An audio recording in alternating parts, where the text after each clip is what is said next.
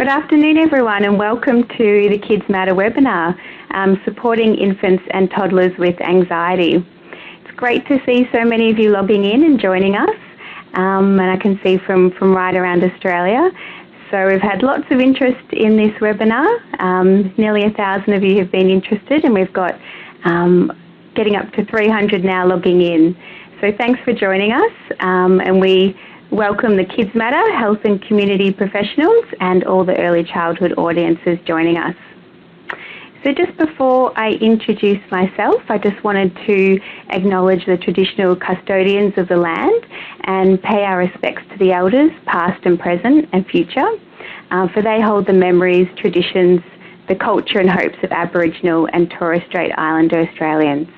So very important as we're from all over Australia. So my name is Lisa Sheen, and I'll be facilitating tonight's session.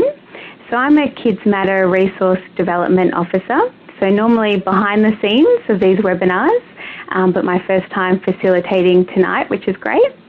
So I'm also a psychologist, so I've worked across a few fields, community and private settings over the last 10 years. We've got a great panel here in front of us, so I'll introduce those to you. We've got Dr. Kimberly O'Brien and Lynn Farrell.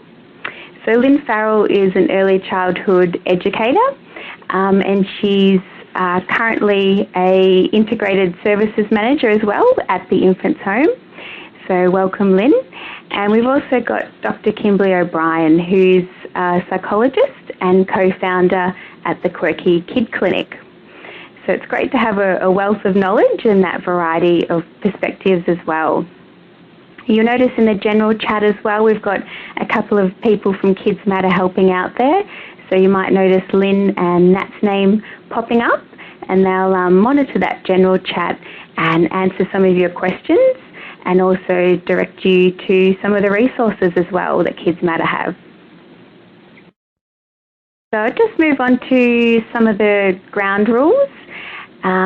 Just because we want everyone to get the most out of the webinar, and it's a great format to be able to deliver information. So just be aware that it is still face-to-face in the way that, be respectful of others, participants' opinions and the panellists. When we talk about mental health, just be aware that it can trigger things within yourself, so it's important to take care of yourself and just be aware of some of those triggers. So we've got a general chat box that you'll be able to see there in front of you, and that's a great way for everyone to ask questions and share information. So we really encourage you to answer each other's questions and put through suggestions and resources into that general chat. And as I mentioned, we also have Nat and Lynn from Kids Matter monitoring that as well. We also have a technical chat there as well, so if you need some assistance with technical issues, you can post in there. So be mindful that all the participants can see those comments that you write, and just to keep them on topic. If you're finding the chat function a little bit distracting, you can actually get rid of that by just clicking on the small down arrow at the top of the chat box. And just at the end of the webinar, we really encourage you to give us your feedback. So we're always looking at ways we can improve and really seeing what you get out of the webinar. So please do fill in that survey at the end. So the format will be that I'll start off with a very brief introduction to anxiety, and then we'll move into the individual presentations by Kimberly and Lynn. Following those presentations, we'll have a good chunk of time for questions and answers. So that's where we'll pull out some of those general chat questions that you might have. And then we'll do a bit of a summary at the end. So hopefully you've all had a chance to look through the case study that was available. So the fictional case study is about a 15-month-old Jada and her parents Amira and Raheem.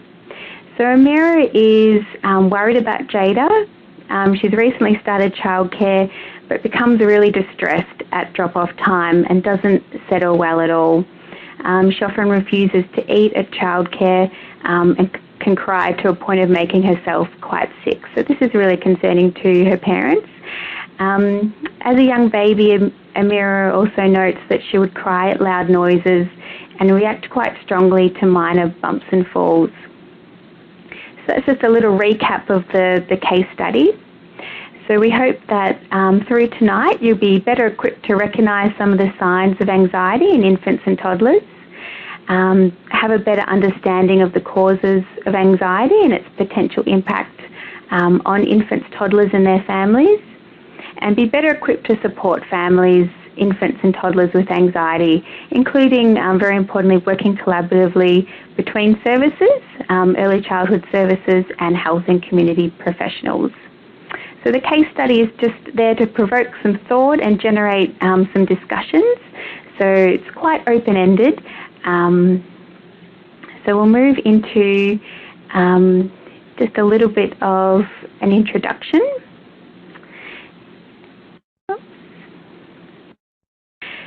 So in terms of anxiety,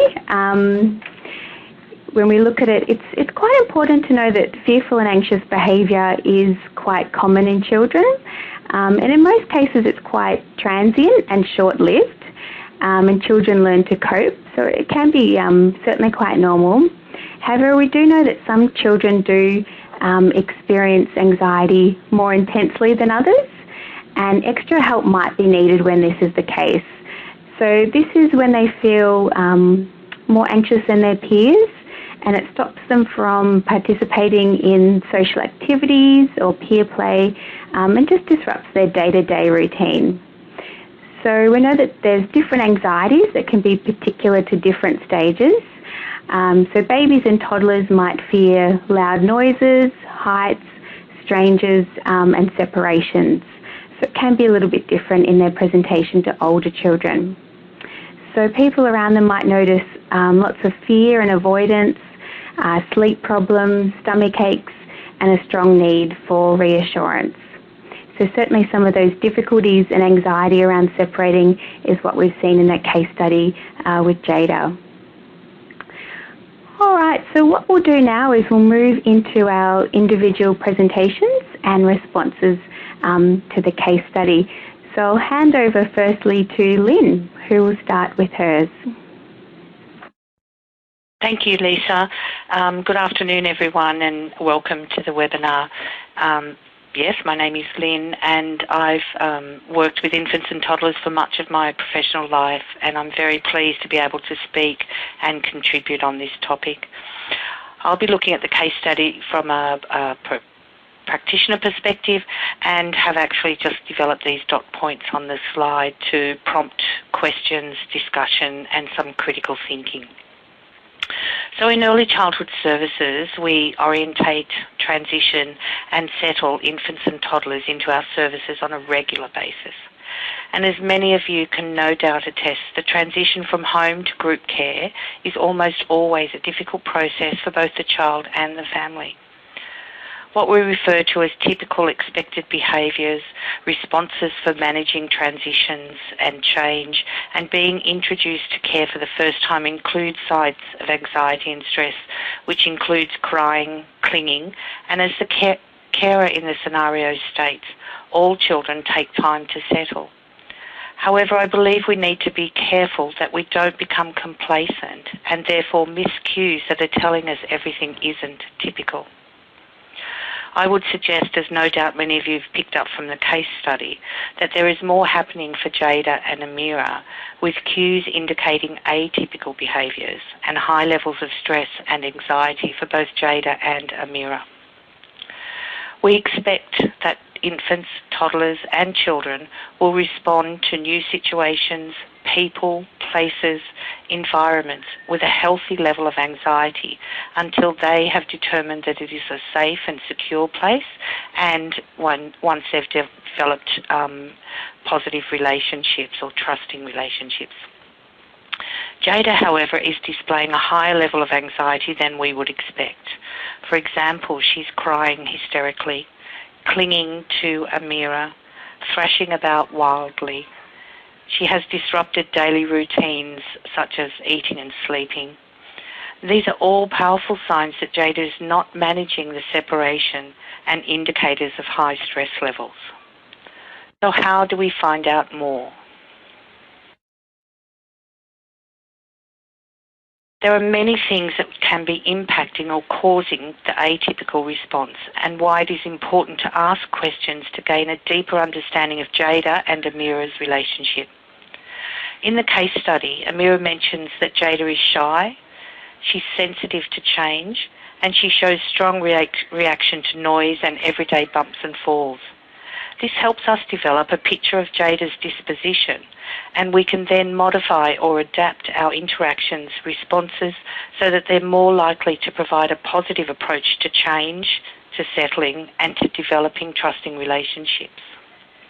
It's also useful to ask Amira additional questions around child-rearing practices, social support networks, Jada's preference for familiar objects, routines, what languages are spoken at home. Similarly, the case study and our own experience in services, we don't always get all the information that we need to be able to individualise programs, and so we have to be asking questions. Equally significant in the case study is Amira's statements in relation to her own fears as a child and her nervousness about leaving Jada in care. Social referencing in infancy and toddlerhood is a key developmental aspect for children's socialisation and learning how to respond and react in different situations. Infants and toddlers are astute observers. They pick up the cues from those around them. Amira is inadvertently transferring her anxiety to Jada, as evident in the case study where Amira is returning to reassure Jada, sending a message that she's the only one who can comfort her or meet her needs.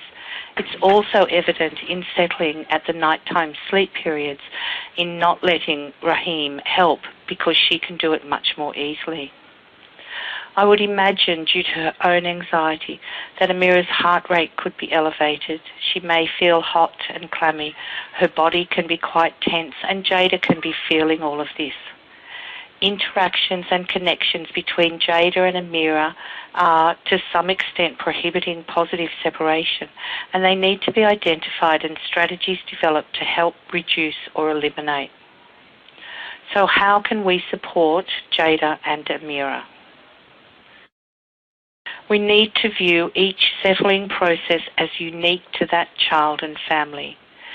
Yes, it may be the 100th time that we've settled children into care, but please remember that it is the first time for that child and that family.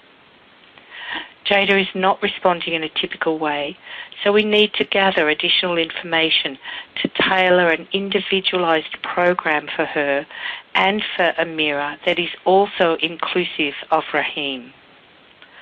We need to build a relationship with Amira so that she feels safe and trusts those caring for Jada.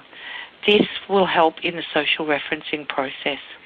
If Mum feels good, there's a high likelihood that Jada will feel good. We need to establish a routine for Jada, remembering her unique disposition. She finds it difficult to adapt to change, so we need to have familiar, consistent routines for arrival and separation, familiar people, times, patterns, and goodbye, farewells. We need to connect, refer, network with local health services, local allied health services, and other community networks. Thank you for your attention, and I look forward to responding to your questions. Great. Thanks for that, Lynn. That's a really interesting perspectives that you've got there, and certainly I think it's important to really acknowledge that interaction and relationship between both Amira and Jada. Fantastic. I'm sure we'll have lots of questions from the educator perspective coming through there, Lynn. So we'll move over now to Kimberly to start her presentation. Hello, I'm looking forward to talking about one of the most common reasons for referral at the Quirky Kid Clinic, and that's separation anxiety. Often the referral comes in directly from the parent at the teacher's suggestion, and we start off the first session with some background information provided just by the parent. We often follow that up with a telephone consult to the school to find out the teacher's perspective on what might be happening, and the next session is dedicated to the young person to try to understand their perspective before we develop a plan and try and move forward. So the points that I have here today are looking at the clinical goals, and from the case study that we're looking at today, the most common three goals are to reduce parent-child stress and hopefully make the child feel more comfortable about going to school along with the parent, to increase parent-teacher trust, because we often do hear quotes from parents about, I hope I'm doing the right thing, I've never left her before, I hope I don't do any long-term damage. Lots of doubts coming from the parent, which suggests that they may not be so trusting of their decision to send the child to childcare or preschool. And they may not be trusting of the teachers that are doing their best to settle the child. And step 3 in the clinical goals is to create a plan to increase independence and help that young person, going to school and feel confident and ready to play with their peers. So what I'm going to do today is talk to you about some of the practical strategies that we use with parents, which may also be helpful for teachers or psychologists to use in schools or in their own clinic. So the next slide I'm just going to click to now is on practical interventions. So we often really look at the situation as a whole, and with separation anxiety, relaxation strategies are really important to make sure parent and child are both feeling really relaxed when they get to school in the morning. So we might suggest things like going to school a different way, maybe walking to school or riding a bike to school if it's a school-aged child. Sometimes just that same old routine, and that is hopping in the car and going through the same gate, can trigger some trauma from the day before or the week before. And so just changing that routine can make a big difference, along with other relaxation strategies. For example, even just making Play-Doh, using more tactile play at home, going in a pool more often, sort of before school, brushing the child's hair if they enjoy that, massage. So you're really working with the individual parent and child and working out what they do together to relax, so you can put some preventative techniques in place. Then looking at building trust with the parent to be sure that they feel like they're doing the right thing and they are comfortable with your intervention. And I'm actually interested in asking Lynn some questions around the teacher's role in building trust with the parent when we get to question time. And last but not least, I want to get on to the developing a visual plan for the parent and child, because I find that if it's all talking, obviously with a young child, they'll disengage really quickly from the therapeutic process. And children are so aware of, what's going on. I think it's important to tailor the intervention to make it very visual and child-friendly. So this is just an example of something we might use in the clinic. You can see there the balls of Play-Doh. So that would be for the parent, the child and the therapist to be manipulating the Play-Doh and just starting to relax and talk about the issue. And using a visual resource, for example, the cards in this picture are from the Face It card collection. There's a link at the end of the presentation about where to purchase the resources. So the Face It cards, they provide 35 different facial expressions to really help to talk about difficult situations. In this case, I would be looking at how the young person might be feeling now, so starting off with a continuum like that. On the left-hand side, asking them how they feel now, maybe asking the parent to choose a card and the young person to choose a card as well, to decide which one they'd like to put on the continuum, and then encouraging them to look at how they want things to be in the future. So you'd put the card down on the right as a second step. Most parents just want their kids to feel like they're having fun at school, like they're able to connect with other kids. So that could be the parent putting down that card about how they would like things to be, or the young person if they would like to choose the card. And then those two visuals in between are about moving along that continuum to work out how to go from very upset to quite happy and playful.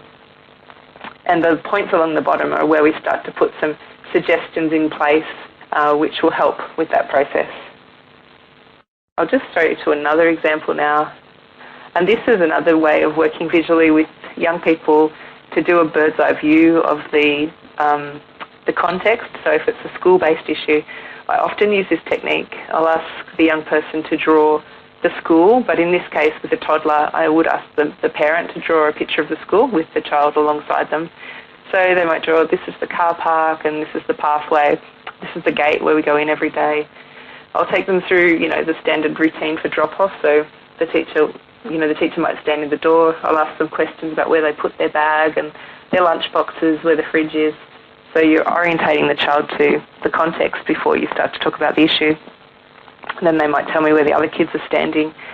So this is a good way to better understand the situation before giving some strategies on how to manage it. If the young person's able, and I'm sort of thinking around 3 and above, if you could ask them, how you would want things to be, or if you had a magic wand, how do you want things to be? And they may just position themselves back in the car park and say they just want to go home. And then to ask the parent, how would you like things to be? And they may then talk about how they'd like them to be joining the group, sitting down, doing some Play-Doh with the other kids, or, maybe connecting with the teacher. So what you're doing there is creating a shared plan between the parent and the therapist, which I would hope then can be discussed with the teacher at school.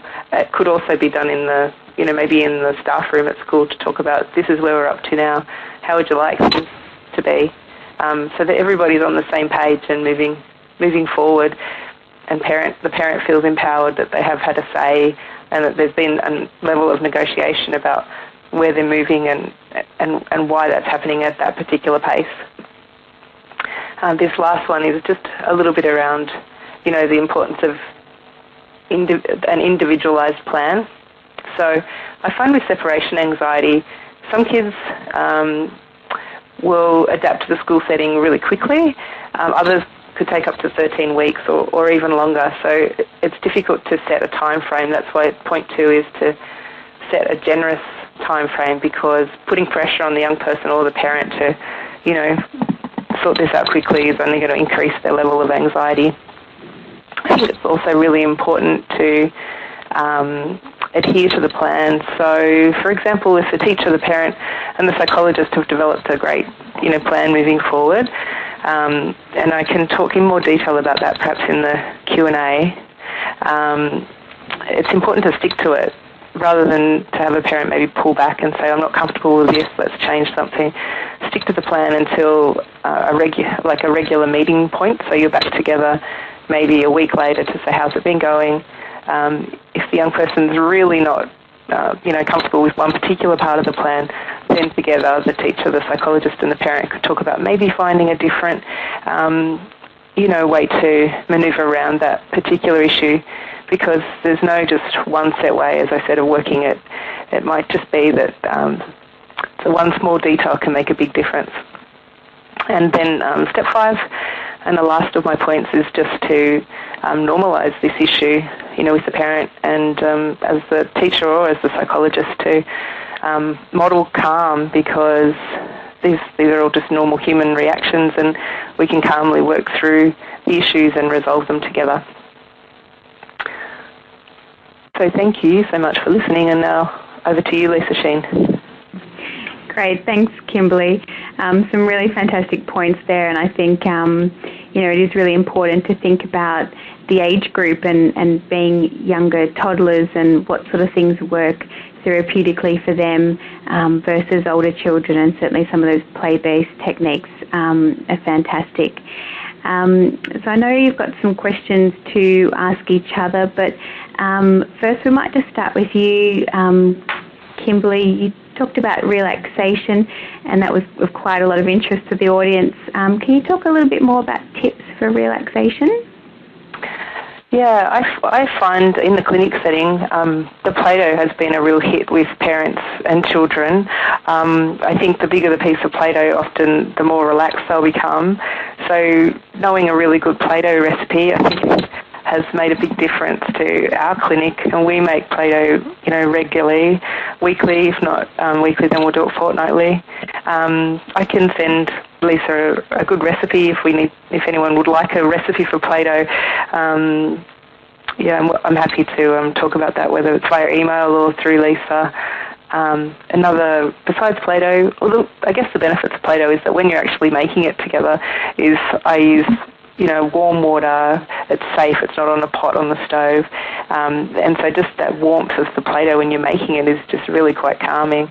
And I think, a hot bath or if kids like water, some kids are really resistant, but finding whatever it is that helps parent and child relax and doing more of that. So it could be just going for a swim in a rock pool or having a hot tub, whatever it is that they like to do, lying in the grass, looking upwards. Everyone has their own way of relaxing, and doing more of that is a great prevention for stress. We all know that. So I think sometimes when there's lots to do in the morning, relaxation goes out the window, but it's just an excellent prevention to make things go much better during the day. Fantastic. Thanks, Kimberly. So I know you've got a question each to ask of each other, so I might hand over to you, Kimberly, to ask Lynn. I had a question, Lynn. I was just thinking about, I really think it's important for teachers to build trust with parents, but my question is, how can teachers build maximum trust with anxious parents without crossing professional boundaries? Yeah, it's a great question, and for me there's some very simple things that sometimes we forget, and I think the very first one is to actually know the parent's name and use it and greet them on a regular basis, and not just if you're the one that's primarily caring for Jada, for example, but the other staff in the room should also be able to greet every family by their name and say, hi, how are they? Making conversations. I think it's really important to give families a sense that you care who they are and what they're doing. So, talk to them about their job or an interest, but have those conversations that are really genuine, that say to them, I care about you as a person, I'm interested in who you are. The link clearly would be, in this case, Jada. So talking to them about their child, sharing some positive experiences that you may have had with them, or asking the parent to share some of what they may have done on the weekend. I think the other part of that in terms of having a relationship is letting the parent know you are who you say you are. So if a child is crying, you're responding to them quickly. They're seeing in the room that the caregivers and the educators in the room are providing what needs to be provided when it needs to be provided for those children, that they're not sitting around, that they are really professional in what they do, so the parent can see that these people genuinely care about the children that they're working with. So, and I think part of that is sharing some of yourself as well, whether you want to talk about what your interests are, what you've done on the weekend. I think those things are equally valid, so that there's a mutual sharing.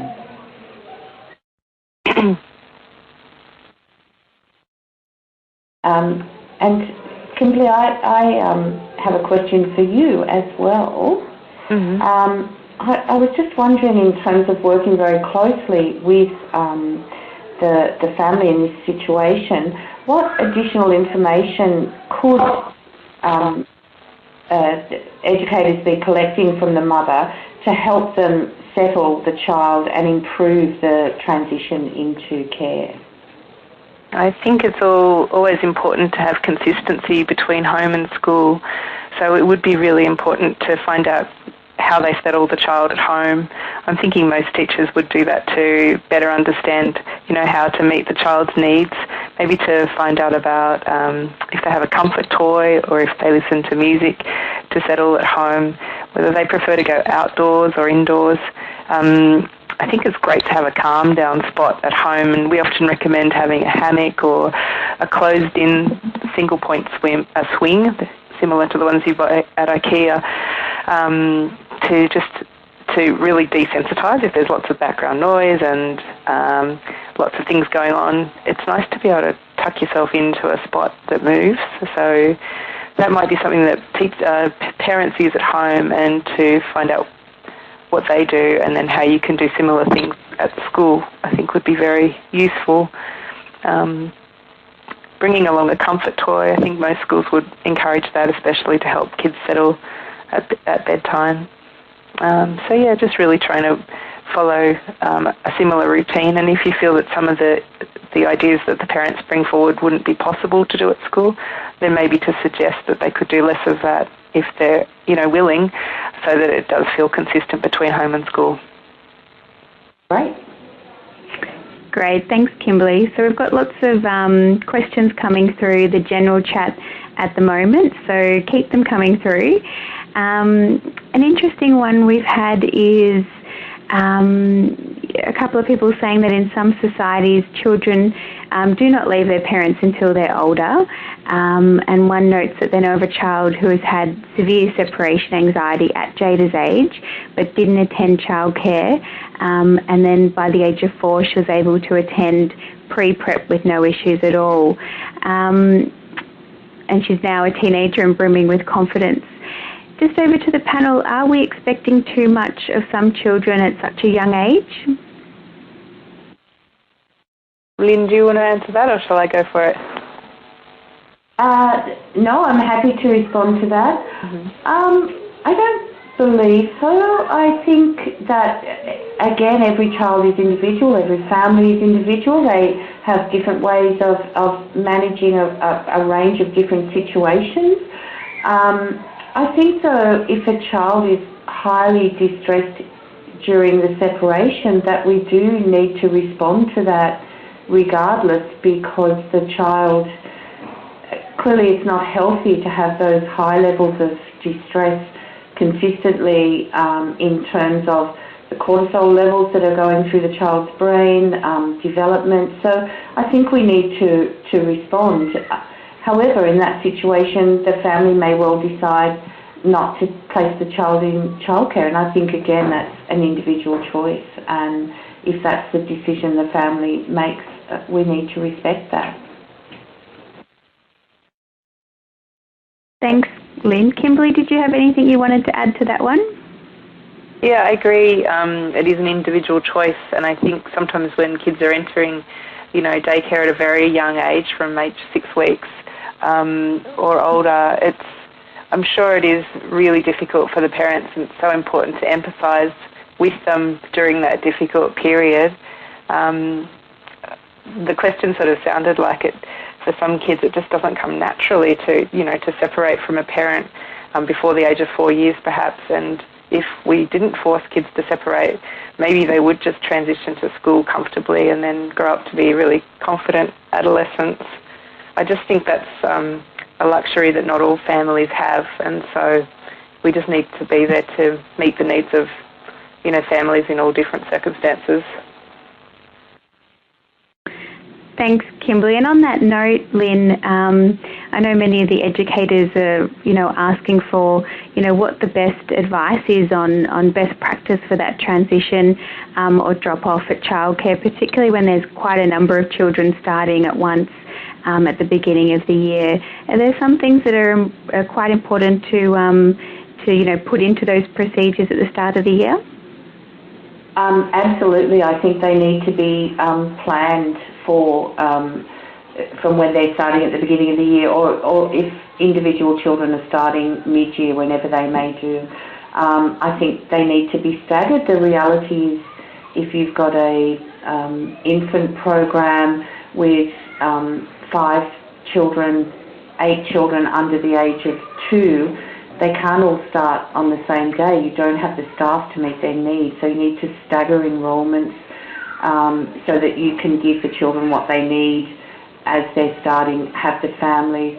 Lots and lots of pre-visits, and that should be just an open door policy where the family can come in with the child, no fee paying, just visit the room, visit the staff, And that isn't to sit in a corner and observe what's happening. That's actually interacting with the staff who are in the room. So the staff member needs to sit with the family, the mum, dad, grandparents, whoever they may be, sit with them and have a conversation with them, which goes back to the social referencing I was talking about, so that they're developing a relationship with the family before the child even starts, and then the child often will slowly gravitate away from the family towards a caregiver or towards toys, towards something. But it needs to be planned, it needs to be followed through. There needs to be conversations around separation, that the reality is your child will cry. These are some tips for managing that. Making sure families don't re-enter, that they have a ritual of separation, which might well be that the parent arrives, puts the bag away, the child and the parent might make the bed together, come out, have a story, they then hand the child to an educator and they leave. They don't come back, they actually physically leave. Once they're coming back, and it can be difficult for the child, never sneaking away from a child, they lose trust when that happens, so it's really important to say goodbye even though they know the child may cry and they may be crying themselves. And I always think it's really useful to have a plan in place moving forward. So the parents have left, their child is crying, they've gone to work, they've returned after maternity leave, they're feeling guilty, they're feeling anxious. Send them a quick photo of their child happily playing in an environment that reassures them they haven't cried all day long. Or I know, the smartphones can do a lot of that, and you can just flick an email even to their work environment to show that. So planning is critical. There's lots of information out there that you can read up, but you need to have a plan. It needs to be consistent, it needs to be familiar, and then you need to tailor it to every individual family. Some families might need 4 weeks, some families might need 1 week, but you need to be able to make those changes based on individual needs. Great, thanks, Lynn. I wanted to add to that, if it's okay. Sure. I was thinking about the idea of us all being animals, and when a dog comes to a new place, they do a lot of sniffing around in all the dark and interesting places. And I think it's important with those drop-in visits to encourage parents and the young person who's coming to the centre to sniff around and to have a look what's behind that cupboard in the bathroom, and have a look what's behind the tunnel, or in the tunnel in the play areas. I encourage clients to sniff around even on the weekends, to have a look through the gates, look, if they can lift the young person up, to have a look through the window, and really increase curiosity. So it's like, oh, I wonder what that is through there. Can you see what that is? So they are just busting to get in there when the place is open, and really ready to get started. And if it is possible to, have a picnic or to ride the bikes past the school on the weekend, so it becomes their place and they have their tree or their place to hang out, and they feel like they belong. Great, thanks, Kimberly. I think they're great ways to look at children starting new settings, whether that be childcare or other particular settings or activities that they're doing, just that they do need that time to get accustomed to it. Lynn, one educator notes that they have a child that carries around quite a few safety objects, a water bottle, a bunny and a teddy all day. And I know you mentioned that before, Kimberly, about children having these objects. But the educator notes that she's really reliant on the objects throughout the day, and it's preventing her from, interacting with her peers and becoming involved in the room.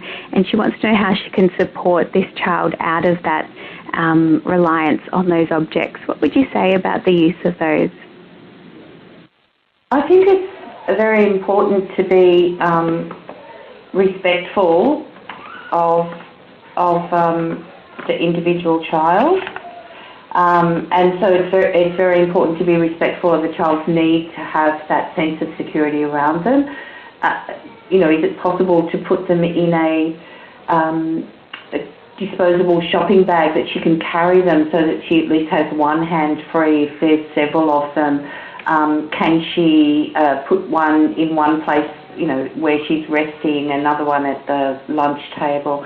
I'm not sure how old this child is, but I would be talking to her about that and respecting her need to do that, and just following through on her cues about when she's ready not to do it, or when she's ready to let go of one item, or how she can manage that. I'd be helping her negotiate with peers, for example, talking about what she's got. So again, I don't know how old she is, whether she has the language to do that. This is my favourite teddy. But yeah, I think that it's really important that we respect her need to feel safe and secure, because if you look at that is critical for her learning, and to take it away because she's not learning, I think you're actually adding additional stresses for her. So I would find a way to make it work. Great, thanks, Lynn. Over to you, Kimberly. We've got a question. How can we break that cycle of parents' anxiety and mental illness and the impact that does have on children? So really how to teach parents to enhance their own well-being. That's a really big question. We see that in the clinic often when parents are overwhelmed emotionally and it's spilling out in the child's presence. Often we'll recommend that we'll have a telephone consult after the session to suggest that that's not great for the child to see mum in such a state, if she's really upset or if she's angry, whatever the issue might be. And then we would just suggest they, contact their own psychologists that specialise in adults. I think it's just really good to take away the stigma attached to seeking help and to encourage, adults to go and get some help if they need, because it can make such a big difference to just even have 1 or 2 sessions to talk about the issue that they may have been suppressing for a long time. Let it spill in a confidential setting, gain some clarity, maybe go back for a second time, but really just to break down those stigmas. I think it's just really powerful to be able to tell your story and to have someone listen and to give a different perspective, than if there's negative self-talk, I'm hopeless, I'll never know how to do this, nothing's going to change. To be able to break through that negative self-talk and to have some actual strategies to move forward can make such a big difference for us as adults, and then obviously to the children that are living in the same house with a parent who's struggling. Yeah. Sounds good. And in terms of taking that back a step, what level of assessment would you sort of be looking at doing in terms of the mother-infant attachment, and what would be helpful in Jada's case? Mm-hmm. So if I was assessing that situation, I'd be asking the parent if I can go to the school to do a school observation, and I'd be looking at how Jada presents in the classroom and then compared to how she presents in the playground. So it wouldn't necessarily be looking at that separation anxiety in the morning when everything's so stressful. I think it's important to just look at how Jada presents when mum's not present, so you get sort of a snapshot of who Jada is and what she likes to do. And then having that one-on-one session with mum to maybe hear more about her experiences in the past, what her concerns are, what the cultural differences might be, how she would like things to be, what role her husband plays, and maybe even to look at a family session to look at the family dynamics. So quite a lot of background information gathering and observation rather than psychometric tests. I guess if mum was feeling that she was concerned about her own anxiety, it may be worth running a test like an anxiety checklist to see whether she would meet the criteria for generalised anxiety disorder. But I wouldn't necessarily think that diagnosing Jada would be a necessary step in the story, more around increasing support. Sometimes schools will ask for a diagnosis to, increase funding opportunities. So if that's what the school is saying to the parent, we need a diagnosis, then, we can look at the DSM-5 diagnosis for separation anxiety and if they need, a diagnostic letter, we can provide that. But really just wanting to know what the benefits would be for the child to have that diagnosis, or if it's possible just to move straight towards practical interventions and support strategies, without necessarily diagnosing the young person if it's not warranted. Great, thanks, Kimberly. And I guess we're sort of talking about infants and toddlers in this webinar and case study. Is there anything specific to supporting infants, or would you say that with infants we focus more on the anxiety of the parents first? Well, that's a good question because they're so interrelated when they're spending so much time together. I would be working with the parent first to reduce her level of anxiety and increase her support networks. And once mum's in a good place and feeling that she's made a great decision by putting Jada in care and she's doing well with her work and at home, things are much better for mum. I feel like most of the work will be done and that Jada will feel that things are also much better. But if Jada was to continue to feel anxious, which does happen in some cases, we have really relaxed parents and very anxious children. So in some cases, kids are just prone to anxiety or predisposed, and there may be someone else in the family, like a grandmother or maybe on the paternal side of the family that also suffers anxiety and depression. So it may just be that this child will grow up to experience more anxiety, and if that's an ongoing issue, it could be that it impacts on lots of different areas of their life. They could develop phobias around birds or dogs, or it could be school refusal. So if that was an ongoing issue, then yes, I definitely assess the young person and and be working more individually with that young person rather than with parent and child. Thanks, Kimberly. We'll move to just summing up some of the key points. So we might start with you, Lynn, just some take-home messages for our participants, particularly around, collaborating with other services, so early childhood educators with health and community professionals. So I think we need to work closely and have what we call a team around the child, so that there needs to be additional supports and networks. And I think that that's a very important part because none of us can do all of it on our own.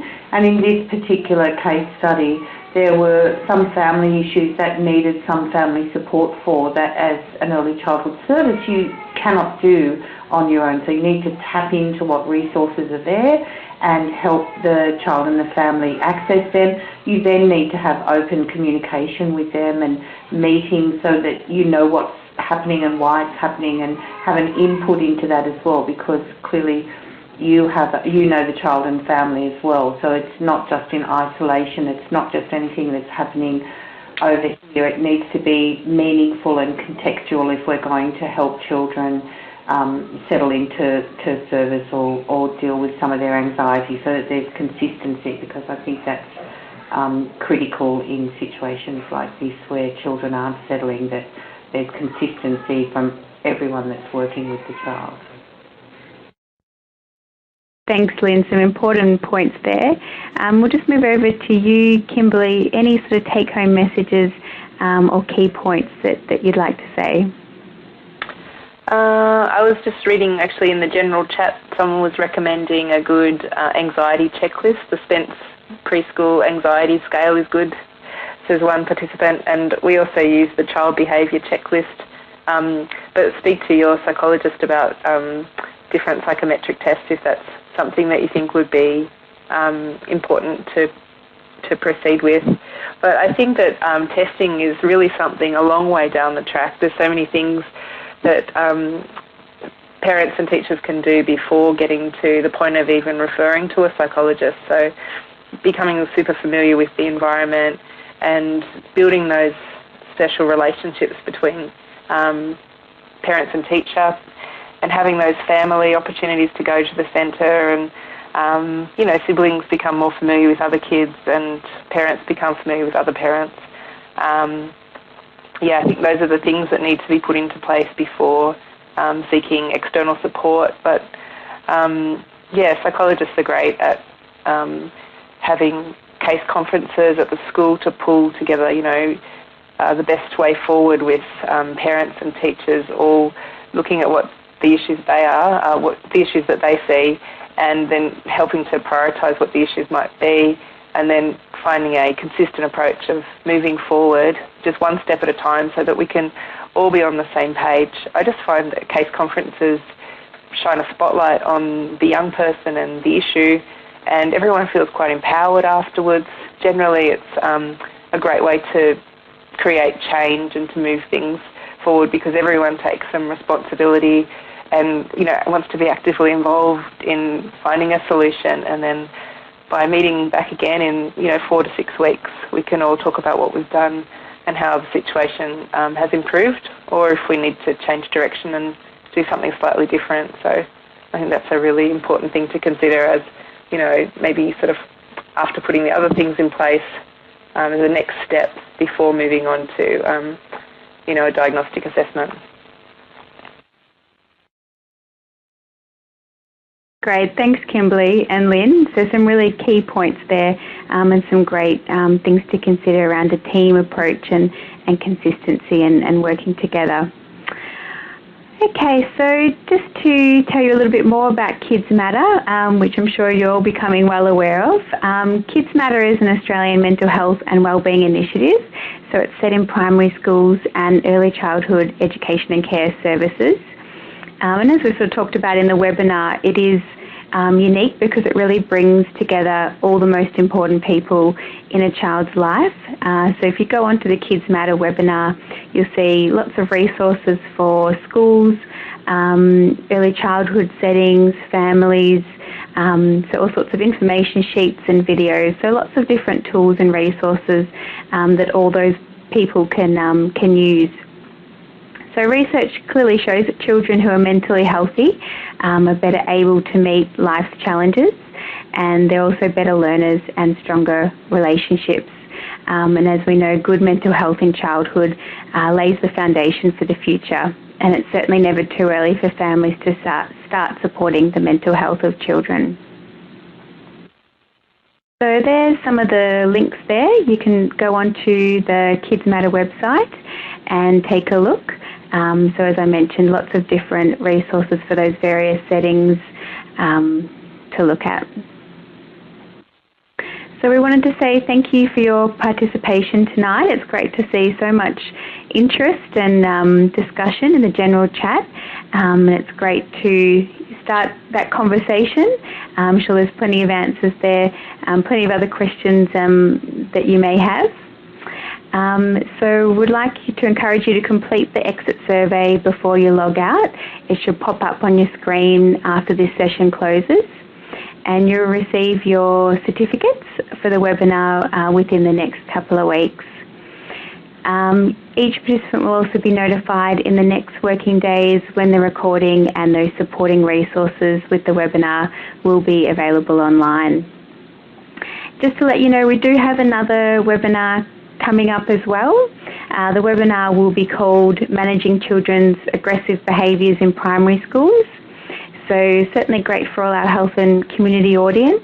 This one is targeted more at a primary school audience, but it's always great to see our early childhood audience involved as well. So for any more information, you can visit the Kids Matter website. Thanks so much for everyone joining us this evening. We hope you've got a lot out of the webinar, and we'll hopefully see you for the next one.